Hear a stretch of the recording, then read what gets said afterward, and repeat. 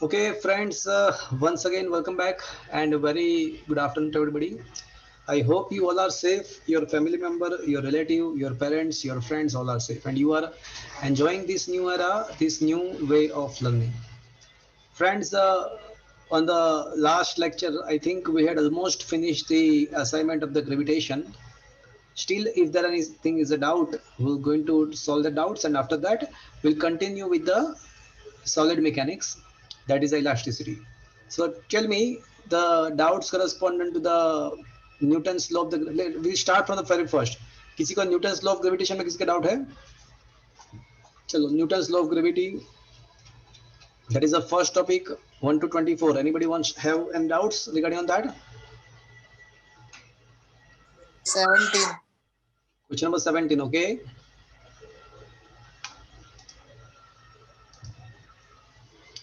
the reason of weightlessness in the satellite is,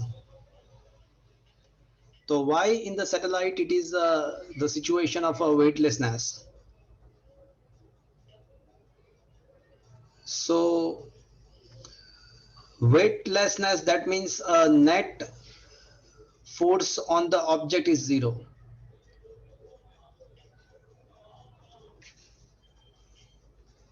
So it should be a zero reaction force. What is the answer actually? So let me check.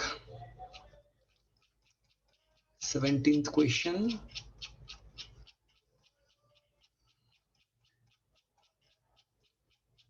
Net force zero. That should be the gravity less situation.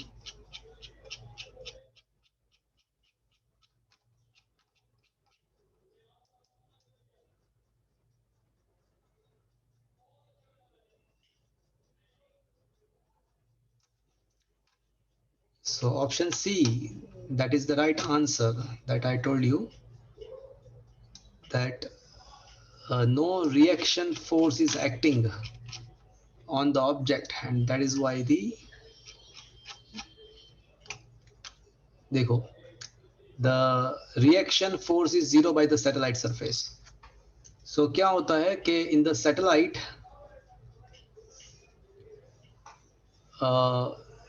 कोई भी satellite में क्या होता है, कोई भी object, अगर मान लो कि अगर ये सैटेलाइट के अंदर कोई ऑब्जेक्ट है, तो अगर उसका नेट ग्रेविटी होता है तो सैटेलाइट के सरफेस के द्वारा उसके ऊपर रिएक्शन फोर्स भी होना चाहिए, ये सब नो. Yes, sir. बट यहाँ पे कोई भी सर ऑब्जेक्ट पड़ा हुआ है, बट उसके ऊपर ऐसा फील सैटेलाइट के अंदर ऐसा होता है कि there is no reaction force, and as a reaction force is zero, I can say its weight must be, net weight must be zero. Is that clear? So this should be the perfect answer. Is it understood? Yes, sir. Okay, चलो और बताओ. 24. 24. Two identical solid copper sphere of a radius are placed in a contact with each other. The gravitational reaction between them is proportional to. Okay, fine.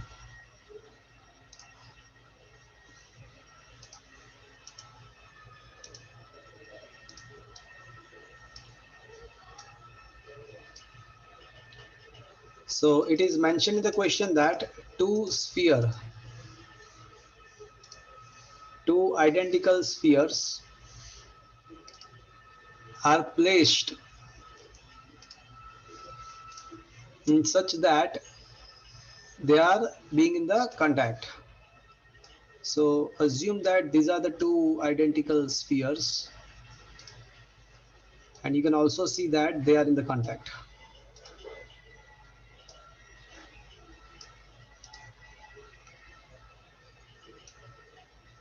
Okay, so these are the two identical sphere, and we'll assume that they are in contact.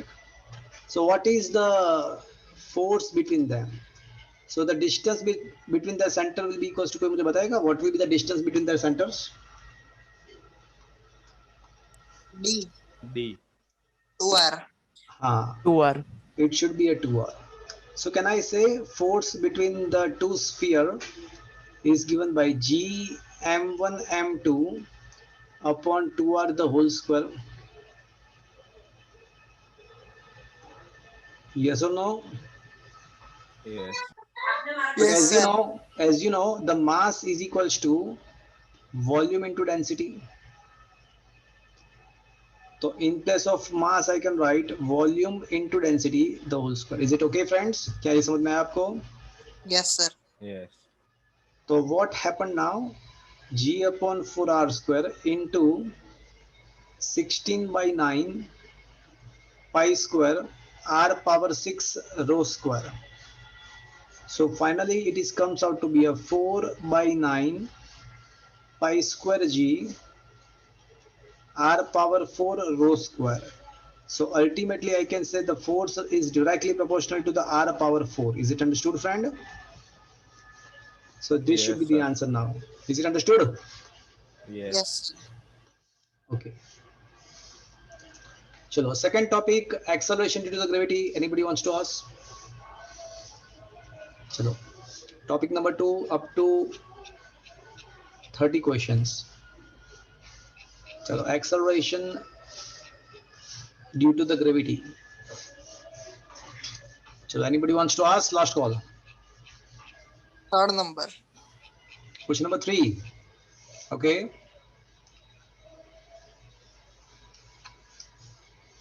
तो अब आपको ये समझ आ गया होगा जो मैंने अभी पेंडुलम का टॉपिक सिखाया ना, अभी 14th चैप्टर में मैंने सिखाया, तो अब जाके आपको ये क्वेश्चन आंसर आएगा। अभी ग्रेविटेशन में से सॉल्व नहीं कर पाओगे, बट अभी ये 14th चैप्टर के बाद आपको ये समझ में आ जाएगा, अब आ जाएगा। What is the periodic time of the simple pendulum on the freely moving artificial satellite? So friends, the periodic time can be given by 2 pi root L by G for the pendulum. Yes or no? Yes or no? Yes. Yes, sir. Now अभी हमने discuss किया कि satellite के अंदर, freely moving satellite के अंदर क्या होता है। तो फ्रीली मूविंग सैटेलाइट के अंदर नेट ग्रेविटी 0 होती है। तो जी इफेक्टिव क्या होता है भैया? 0 होता है। तो मतलब T becomes 2 पाई। मैंने पेंडुलम के थ्योरी में आपको बताया था कि अलग अलग सिचुएशन में G के बदले G इफेक्टिव लेना चाहिए। And right now the G effective tends to 0, so periodic time tends to, क्या आएगा आंसर बोलो? T tends to infinite. That should be the answer. Is that clear to you? Infinite. ठीक है? Yes. Is it understood now? Yes, Yes, sir. sir. चलो और बताओ। Ninth. 9th question. A body weighs 700 gram weight on the surface of the earth. How much will it weigh on the surface of the planet whose mass is 1/4 and the radius is half of the earth? ठीक है। देखो बात ऐसी है कि wait का मतलब क्या हुआ? तो बोलो। MG. हाँ,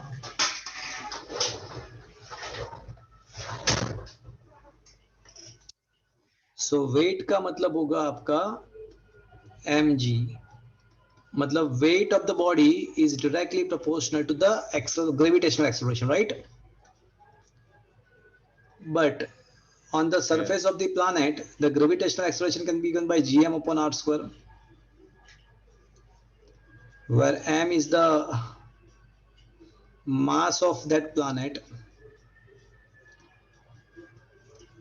and r is the radius of planet. ठीक है? Is it okay? Yes. Yes, sir. Yes, sir. So weight at the planet upon weight on the earth is equals to acceleration on the planet, gravitational upon acceleration of the earth. So g mass of planet, radius of the planet square upon g mass of earth, radius of the earth square. G get cancel, तो ये आपका हो जाएगा mass of planet upon mass of earth into radius of the earth square upon radius of the planet square. अब question में ये लिखा हुआ है कि जिस प्लैनेट की हम बात कर रहे हैं उसका जो मास है ना वो 1/7 टाइम है एंड रेडियस जो है वो हाफ है. Is it okay? तो mass of the Yes. Planet is equal to 1/7 times of the mass of the earth and radius जो है प्लैनेट का वो अर्थ से हाफ है. तो ये mass of earth cancel, R square cancel, 1/2 का स्क्वायर 1/4 डिनोमिनेटर में, तो 4 न्यूमरेटर में जाएगा तो बचेगा 4/7, बाकी सब उड़ जाएगा. ठीक है. So weight at that planet is equal to 4/7 into the weight on the earth. अब वेट ऑन द अर्थ क्या दिया हुआ है? 700 ग्राम. 700 ग्राम weight. So answer will be equals to 400 400 gram. Gram. 400 gram weight. Is that clear? Yes, sir. ठीक है. Yes sir. अब ये relation कहाँ से आया वो पता है? W प्रोपोर्शनल टू G के ऊपर से ये रिलेशन आया. सेम.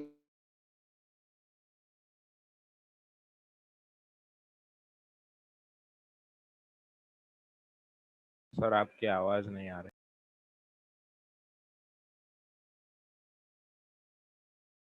चलो और बताओ. 18 and 20. 18 and 20. ओके. तो ये रहा आपका 18th क्वेश्चन.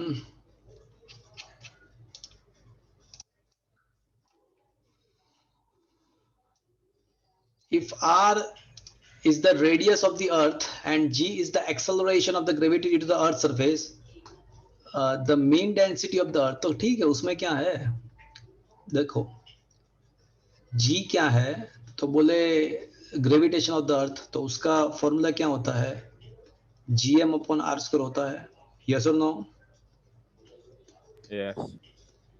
अब ये मास के बदले कहना इसे 4/3 πr³ इंटू रो. ठीक है. Yes sir. तो बचेगा क्या? 4/3 पाजी, 4/3 पाजी रो इंटू आर. अब मुझे डेंसिटी को सब्जेक्ट को इक्वेशन बनाना है, तो make the density subject equation. तो ये क्या हो जाएगा आपका? 3g upon 4 pi capital G into r. So तो option C should be the answer. इसमें तो कुछ भी नहीं है. ठीक है. Is it okay? Yes sir. चलो question number 20. Okay. The radii of the two planets respectively R1 and R2 and the densities are respectively ρ1 and ρ2. Then what is the ratio of their acceleration to the gravity on the surface of the earth? So अभी तो हमने derive किया कि on the surface the gravitational acceleration can be given by, अभी जो discuss किया, अभी जो देखो ये रहा 4/3 पाजी rho r. So this is the formula. तो G1 upon G2 ρ1 upon ρ2 R1 upon R2. ठीक है. Because G proportional to rho r. Is it understood, friend? Is it understood? Yes sir. तो answer will be ρ1 R1 upon ρ2 R2. तो ρ1 R1 upon ρ2 R2. This will be the answer. ठीक है. Is it okay? Yes sir. चलो और बताओ. चलो और बताओ. चलो अप टू 60 क्वेश्चन बोलो. फटाफट फटाफट डाउट बोलो. Up to 60. आवाज नहीं आ रही है, फिर से बोलो. 50. 1550 50. 50. Okay. This one. Yes sir. Okay.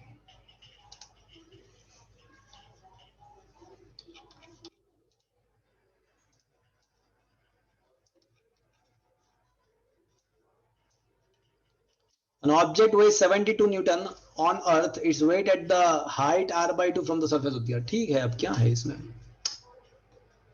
On the surface of the Earth, the weight can be given by m into g at Earth, and at any height, The weight can be given by the formula mg at height h. So g इसका मतलब ये हुआ कि weight at any height upon weight on the earth is equals to gravitational acceleration upon at that height upon gravitational acceleration on the earth. Is it okay friends? ठीक है. Yes, sir. अब at the height what is the formula? बताओगे कोई मुझे formula बताओगे? What should be the formula at the height h of the acceleration on the earth? Gravitational acceleration by the GE earth. upon 1 plus H by RE square.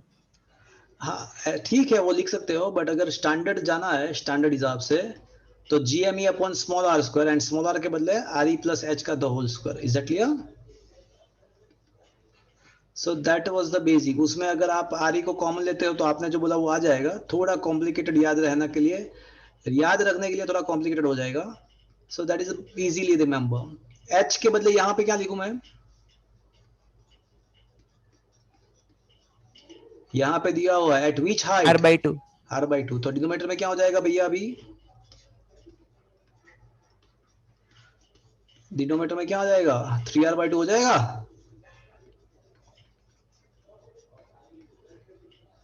ठीक है.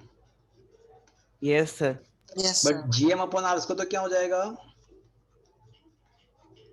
g at earth. So now we come to Small g. conclude that g at h height upon g at earth is equals to हो जाएगा आपका 4/9. तो मतलब उसको m से multiply करो, m से डिवाइड कर दो, तो mg at h upon mg at earth is equals to 4/9. But that will be the weight at height h upon weight on the surface of the earth is equals to 4/9. तो अगर आपको weight at h height find करना है तो it will be a 4/9 into on the surface of the earth. And on the surface of the earth कितना है भैया weight? 72. 72. तो 9 8 जा 72 होगा. 8 4 जा 36. गुड. 8 4 जा 36 नहीं होता है. क्या होता है? 32. 32. ठीक है. Is it okay? Yes, sir. चलो और बताओ. Up to 60. 63. फिर से बोलो. 63. 63. Okay good.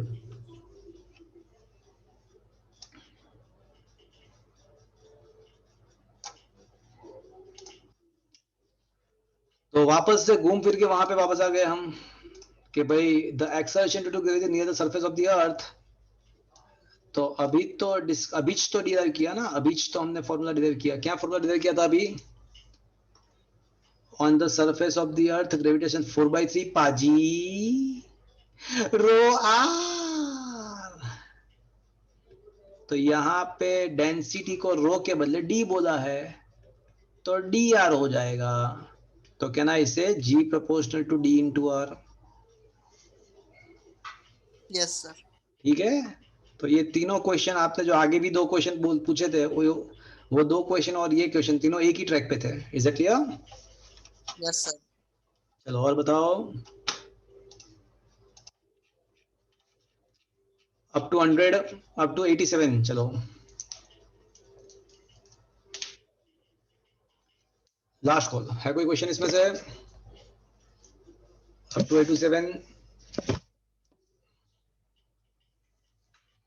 87 last call.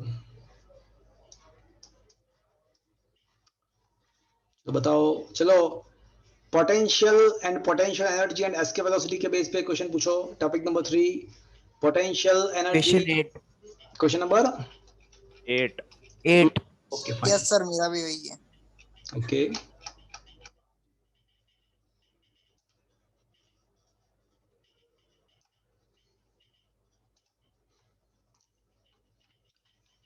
देखो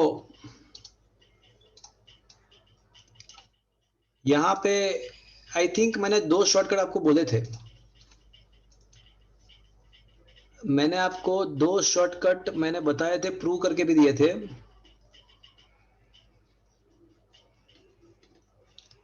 देखो केस 1, अगर आपका इनिशियल वेलोसिटी एस्केप वेलोसिटी से ज्यादा है तो डेफिनेटली क्या होगा?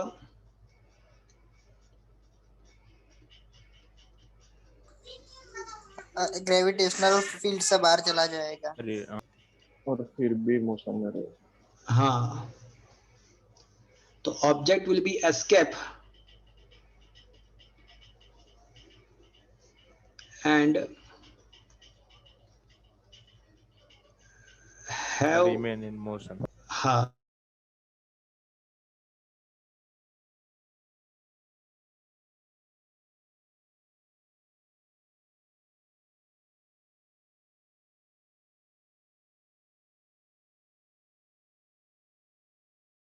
सर आवाज नहीं आ रही।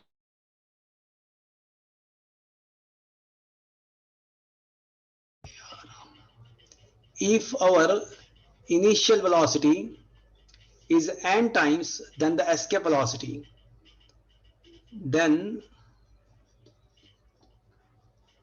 after being escaped, then after being escaped, its velocity v can be written as a root n square minus 1 into ve. तो मतलब फाइनली ऐसा कह सकते हैं कि अगर आपका इनिशियल वेलोसिटी n टाइम्स ज्यादा है एस्केप वेलोसिटी से, तो after being escaped your velocity will be, the object velocity will be root n square minus 1 into V. तो ये हमारा अल्टीमेटली शॉर्टकट हो गया। बट ये किसके लिए है? जब ऑब्जेक्ट को हम एस्केप वेलोसिटी से ज्यादा वेलोसिटी से थ्रो करेंगे। ये केस नंबर 1 हुआ। Is that clear? yes sir, but मान लो कि हमारा इनिशियल वेलोसिटी जो है वो एस्केप वेलोसिटी से कम है, तो क्या होगा? तो क्या होगा फिर बोलो? फील्ड के अंदर ही रहेगा। हाँ, बस होगा क्या मुझे बताओ? फ्री फॉल करेगा। ऑब्जेक्ट प्रोजेक्टाइल विल, मोशन में। हाँ, कैन आई से object will come back Yes. after achieving some maximum height.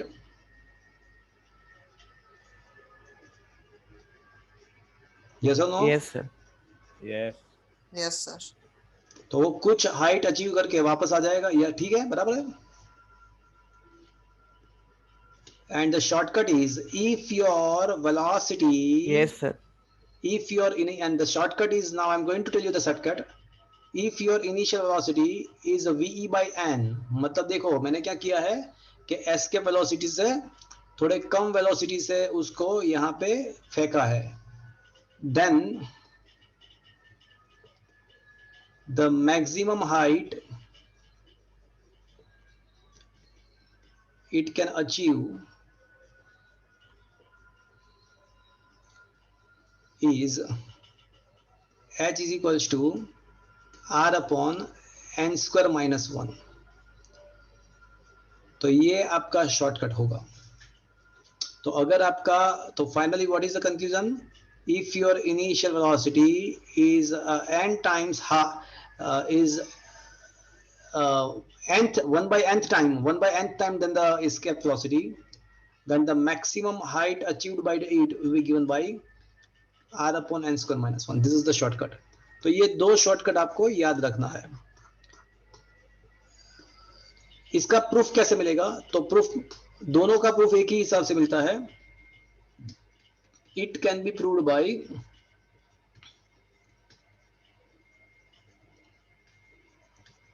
by applying conservation of mechanical energy. वैसे यहां पे जो क्वेश्चन है, यहां पे तो आपको दिख रहा है कि हमारा जो इनिशियल वेलोसिटी है वो 10 किलोमीटर पर सेकंड है। तो मैक्सिमम हाइट क्या रहेगा? तो वैसे यहां पे तो दोनों में से एक भी शॉर्टकट हम अप्लाई नहीं कर पाएंगे।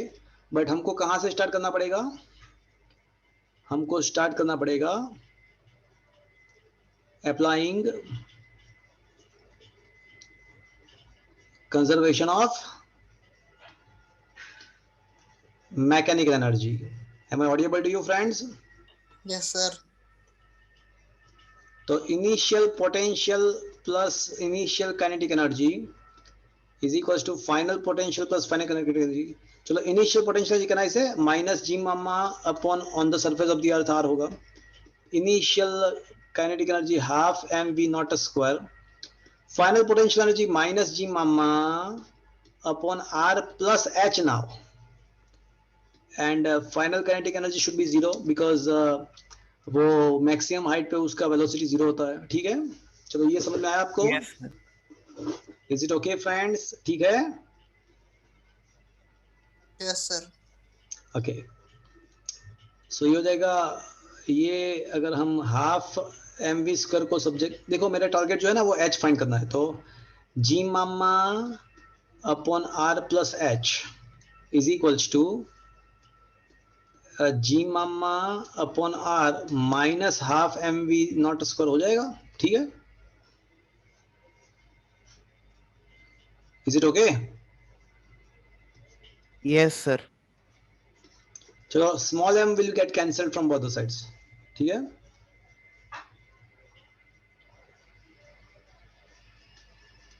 तो G M upon r plus h is equals to G M upon r minus v not square by two. अब वी नॉट कितना दिया हुआ है हमको, कितने वेलोसिटी से तो किया है हमने 10 किलोमीटर पर सेकेंड. तो 1/2 10 किलोमीटर पर सेकेंड मतलब 10 इंटू 10⁻³ का स्क्वायर हो जाएगा भैया. ठीक है, is it okay friends? Yes और नो? Yes, sir. Yes. अब जी का जो वैल्यू है ना, क्या करें अब. चलो इक्वेशन को जीएम से डिवाइड करते हैं.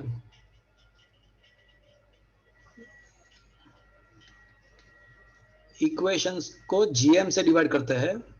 तो 1/r plus H 1/r minus ये हाफ 10⁴ का स्क्वायर 10⁸ हो जाएगा डिवाइड बाय जीएम. क्या करे यार इसमें, जीएम से डिवाइड किया मैंने. तो 1/r plus h is equals to 1/r minus 10⁸ to g का वैल्यू आपको पता है 6.67 10⁻⁻11. मास ऑफ द अर्थ आपको पता होगा कि 6 इंटू 10⁻24 है. तो ऐसा है भैया, तो इसको सिंप्लीफाई करना पड़ेगा, थोड़ा डिफिकल्ट हो जाएगा. या फिर एक और चीज कर सकते हैं, एक और चीज कर सकते हैं यहां से. ये कैलकुलेशन करने से तो आ ही जाएगा आंसर, कैलकुलेशन करने से आंसर आ ही जाएगा, बट एक और चीज हम यहाँ पे कर सकते हैं. चलो मैं एक ट्रिक आपको बताऊं, एक और ट्रिक मैं आपको बताऊं. क्या आपको ये पता है फ्रेंड्स कि एस्केप वेलोसिटी का जो फॉर्मूला होता है वो √gm/r होता है. √2gm/r पता है आपको? Yes. तो वेनेवर इसका मतलब ऐसा हुआ कि जहां पे gm/r है तो वहां पे आप लिख सकते हो v not escape velocity by 2 लिख सकते हो. देखो तो ठीक है, Yes. ठीक है, is it understood? Yes, Yes. sir. And GM के बदले क्या लिख सकते हो? जीएम के बदले VE square R by 2. बस, तो ये खत्म. तो जीएम के बदले एस्केप वेलोसिटी का square into R by 2 R plus H. gm/r के बदले आप लिख सकते हो v²/2 माइनस 10⁻⁴ का square 10⁻⁸/2 by 2 get cancel from all the sides. R लिखना पड़ेगा ना? कहाँ पे? ना, R कैंसिल. नहीं नहीं नहीं नहीं नहीं, बराबर आपकी बात बराबर है. यहाँ पे इंटू आर, लिखना पड़ेगा. हाँ Yes. यहाँ पे आर रह जाएगा. ठीक है, नहीं नहीं नहीं, आर क्यों लिखना पड़ेगा? नहीं, because gm/r itself is a v²/2. Yes, sir. gm/r itself is equals to v²/2. Is that clear? हाँ sir. ओके. तो अब वी स्क्वायर जो है ना वो 11.2 किलोमीटर 10⁻³ का square into r upon r plus h is equals to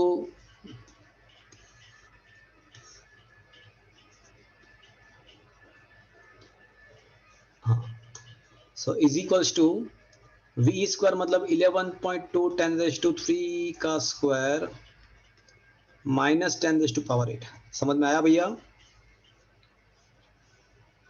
ठीक है, चलो, am I audible to you friends? Yes sir. तो अब r upon r plus h ये 11.2 10⁻³ का स्क्वायर से डिवाइड कर दो इक्वेशन को, तो 1 माइनस 10⁸ अपॉन 11.2 का स्क्वायर क्या होता है?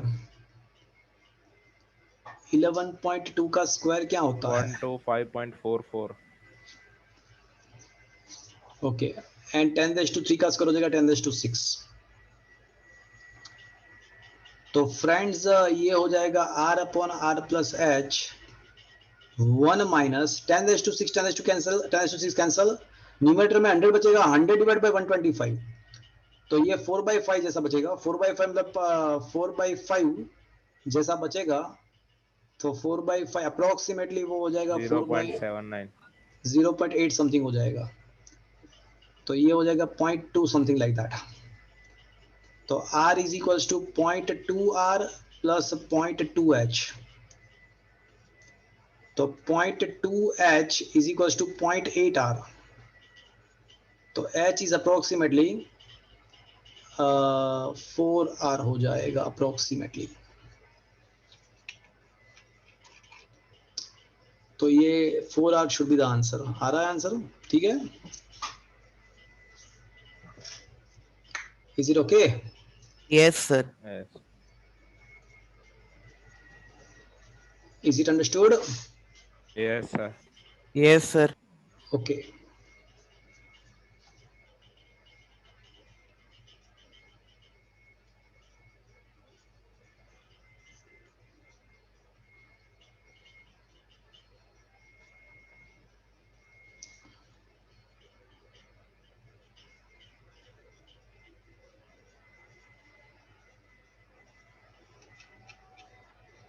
चलो और बताओ।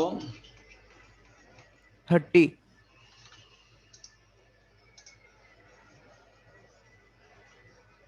3030 this one,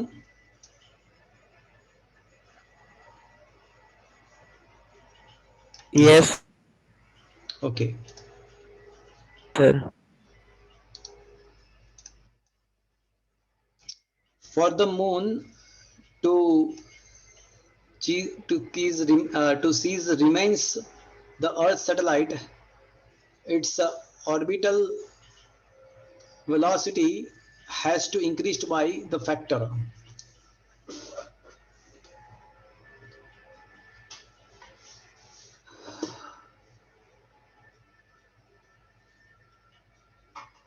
ये इसका मतलब क्या हुआ? कोई बताएगा मुझे?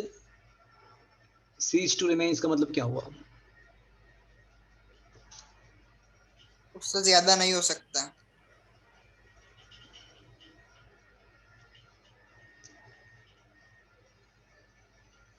मुझे ऐसा लगता है कि थोड़ा क्वेश्चन प्रॉपर पूछा नहीं है। ऐसा पूछना चाहिए कि अगर मून को अर्थ के ग्रेविटी से बाहर निकालना है, अगर मून को अर्थ के ग्रेविटी से बाहर निकालना है तो उसका वेलोसिटी क्या होना चाहिए? तो friends you just look at the formulas for the satellite that we had learned in the last lecture.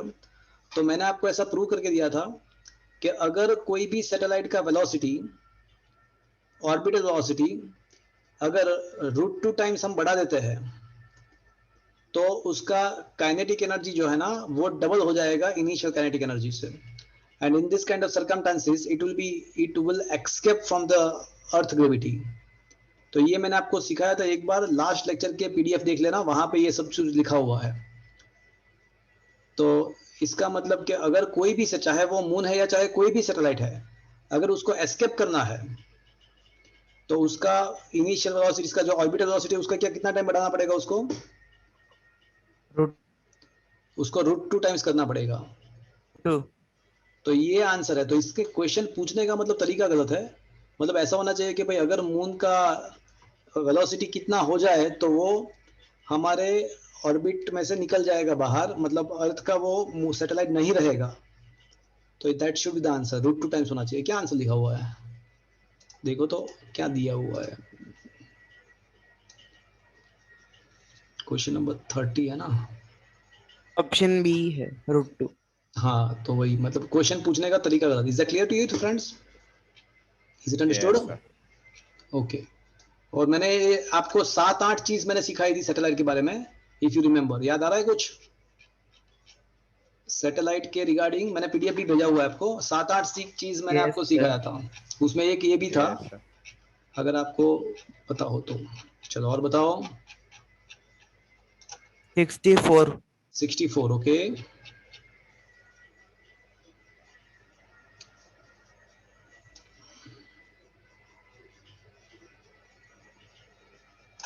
Okay,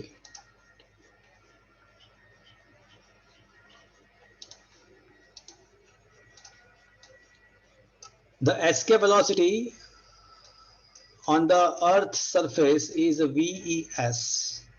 A body is projected with the velocity double than the escape velocity. With what constant velocity will it move in the interplanetary space? तो अभी तो मैंने prove करके दिया shortcut.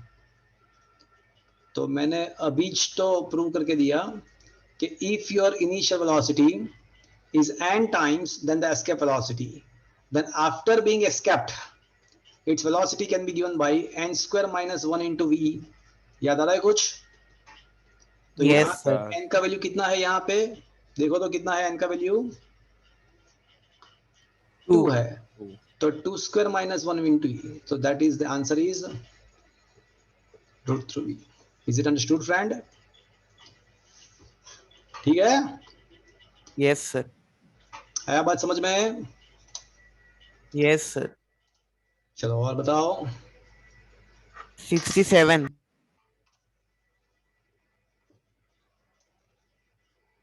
Okay,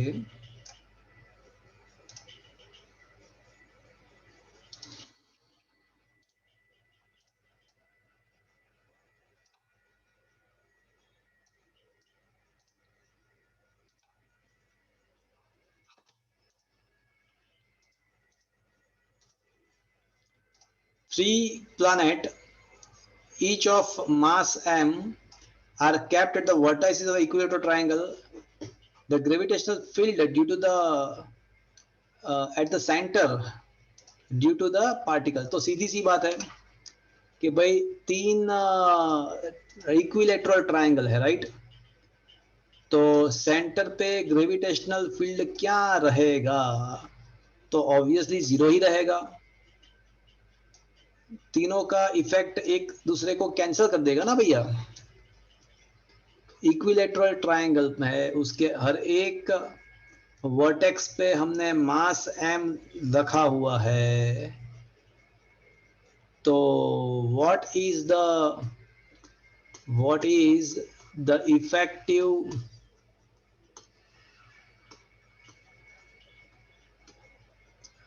gravitational field on the center of this triangle? That is a question. तो friends आपको पता है कि ग्रेविटेशनल फील्ड इंटेंसिटी वैसे क्या होती है? तो वैसे that is a force acting per unit mass होता है। यस और नो फ्रेंड्स? Yes sir. अब मान लो कि यहाँ पे कोई स्मॉल m मास है, तो ऊपर वाला जो पार्टिकल है ना, वो उसको किस तरफ अट्रैक्ट, मतलब देखो gravitational force is always attractive. तो ऊपर वाला मास जो है उसको इस तरफ अट्रैक्ट करने का ट्राई करेगा, ये वाला मास ये बीच को इस तरफ। तो इसे 3 डायरेक्शन में सिमिलर फोर्स लगेगा। तो what should be the net force on that mass particle, unit mass particle? तो नेट फोर्स 0 हो जाएगा भैया, बिकॉज हर एक डायरेक्शन में से इक्वली अगर वो एक्सपीरियंस करेगा फोर्स, तो what will be the net force of the all the three effect, force of the 3 effect? तो क्या हो जाएगा? 0 हो जाएगा। That's why intensity is also 0। Is it understood friend? Yes, sir. Magnitude equal है इसलिए 0 होगा ना। हाँ, इक्वल मैग्नीट्यूड है और इस हिसाब से लग रहा है कि वो उसका इफेक्ट कैंसिल हो जाएगा। ठीक है, is it Yes, okay? sir. और मैं आपको बताऊं, कोई भी सिमेट्रिक मास डिस्ट्रीब्यूशन है और उसके सेंटर में कभी भी अगर इंटेंसिटी पूछते हैं,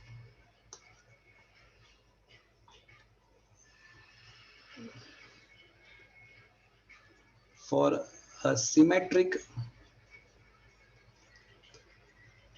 मास और चार्ज distribution,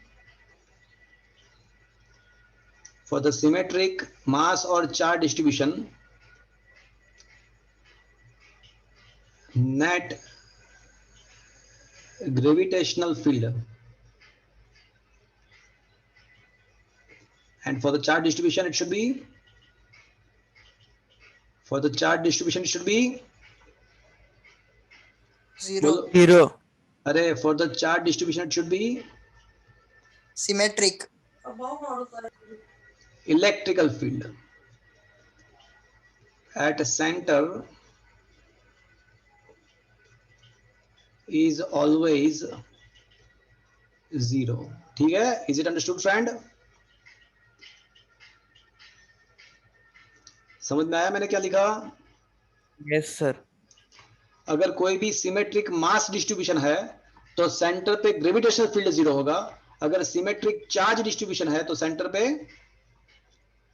इलेक्ट्रिक फील्ड 0 होगा। Is it okay friends?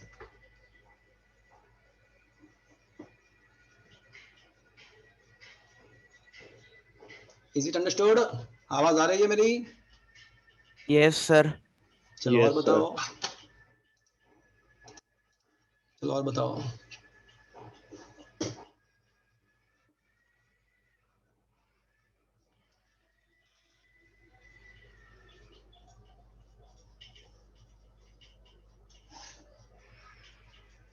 चलो और बताओ। Next topic 15. अच्छा, motion of the satellite and the question number 15. Okay, this one, this one, like this one. Small satellite is revolving. 15. Okay, this is the question, right? Yes, sir. Okay.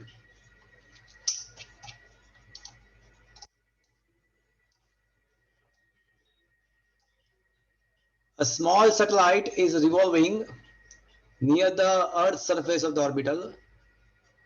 Orbital velocity is, चलो, तो अगर कोई small satellite है तो उसका orbital velocity क्या होगा?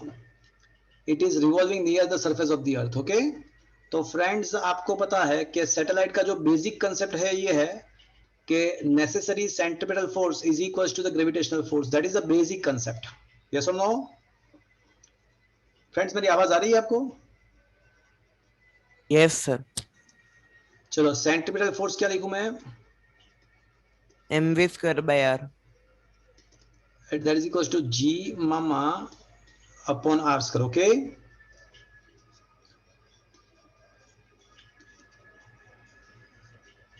तो can I say V square upon R is equals to G M upon R square?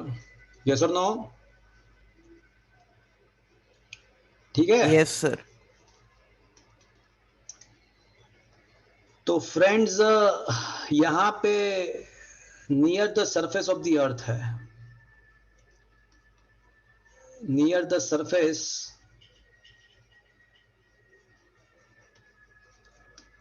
of earth, can I write a small r is equals to capital R?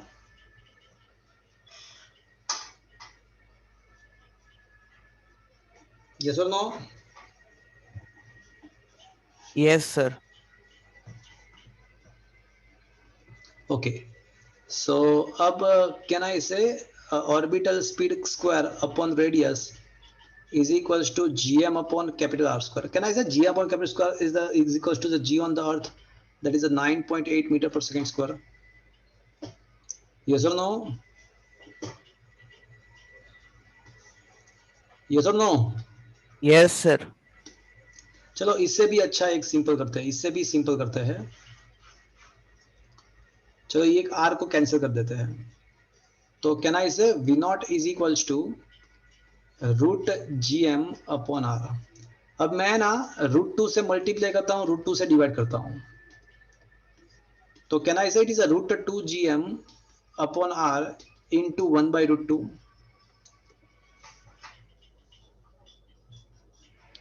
Yes और no? Sir. ठीक है, but ये तो क्या है पता है आपको?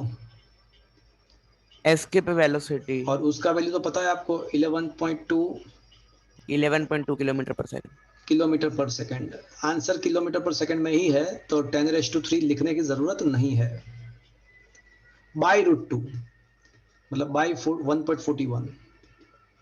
तो ये 11.2 डिवाइड बाई 1.4 करोगे ना, 1.41, तो इसका हो जाएगा 112 डिवाइड बाई 14, ऐसा कुछ हो जाएगा। अब 14 8 1, किलोमीटर। हाँ तो 14 8 जा आई थिंक 112 होता है, 14 8 जा, ठीक है। तो 8 kilometre per hour should be answer. Is it understood friend? Yes और नो?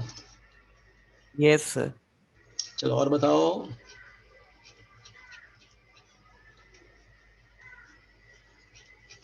चलो सैटेलाइट 34. 34th question, good.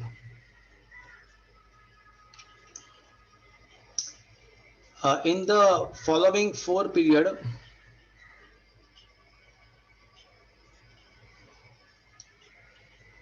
अच्छा फ्रेंड्स, ये क्वेश्चन बहुत बहुत बहुत जबरदस्त है।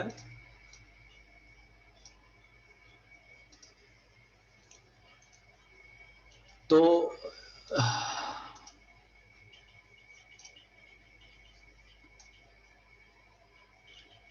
बहुत ही जबरदस्त क्वेश्चन है ये।